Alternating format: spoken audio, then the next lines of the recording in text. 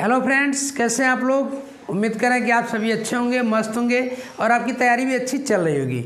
आज सामाजिक विज्ञान का तीसरा भाग यानी सिविक्स नागरिक शास्त्र से कुछ चैप्टर लेकर के आया हूं। बहुत ही महत्वपूर्ण चैप्टर है, यानी पहला चैप्टर जो आप देखते हैं सामाजिक विज्ञान में, सामाजिक विज्ञान का नागरिक शास्त्र में पहला चैप्टर जो देखते हैं यानी कि सत्ता की साझेदारी, यह बहुत ही महत्वपूर्ण होता है। यहाँ से प्रत्येक परीक्षाओं में आपसे प्रश्न पूछे गए हैं, तो इसलिए इस लेसन को अच्छा से समझेंगे। बहुत ही महत्वपूर्ण टॉपिक है।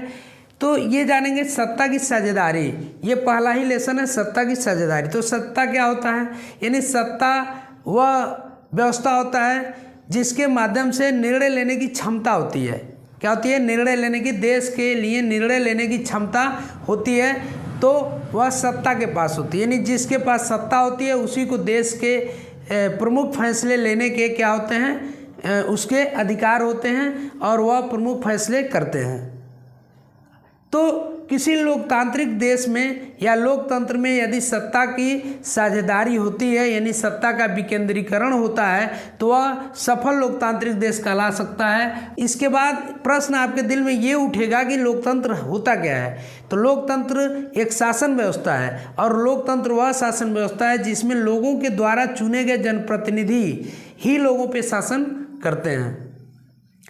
अब बात करें लोकतांत्रिक शासन व्यवस्था में, तो लोकतांत्रिक शासन व्यवस्था में क्या होता है कि संपूर्ण सत्ता विधायिका, कार्यपालिका और न्यायपालिका इन तीनों के पास होती है। यानी किनके पास होती है संपूर्ण सत्ता लोकतांत्रिक देश में, तो कार्यपालिका के पास होती है, विधायिका के पास होती है और न्यायपालिका के पास होती है।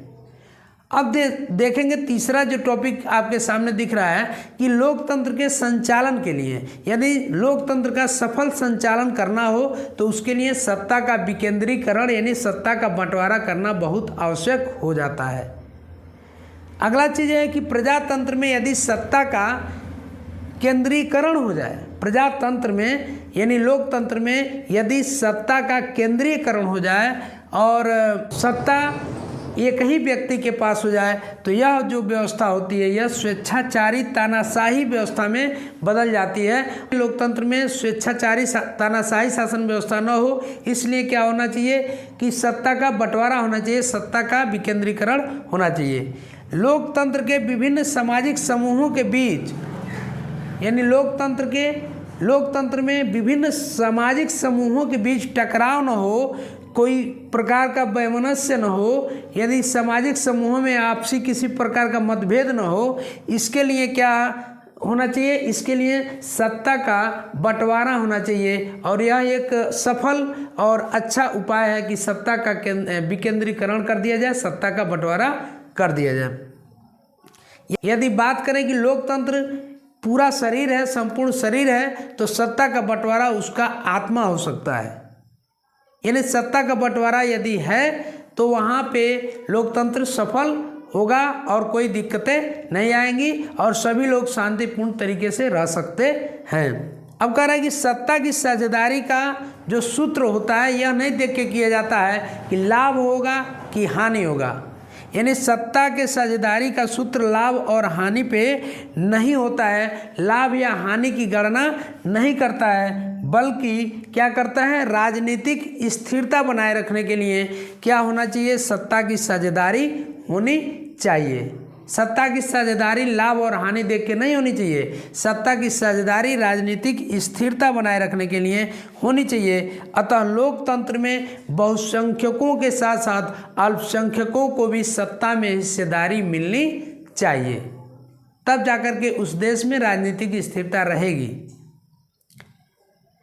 इस अध्याय में जो आप अध्याय पढ़ रहे हैं, इस अध्याय में हम दो देशों का यानी बेल्जियम और श्रीलंका, दो देशों के प्रमुख घटनाओं के बारे में चर्चा करेंगे और देखेंगे कि किस प्रकार से सत्ता की साझेदारी ने बेल्जियम को सुख समृद्धि में बनाए रखा और किस तरह से श्रीलंका में यानी सत्ता की साझेदारी नहीं हुई तो वहाँ पे किस तरह से गृह युद्ध छिड़ गए।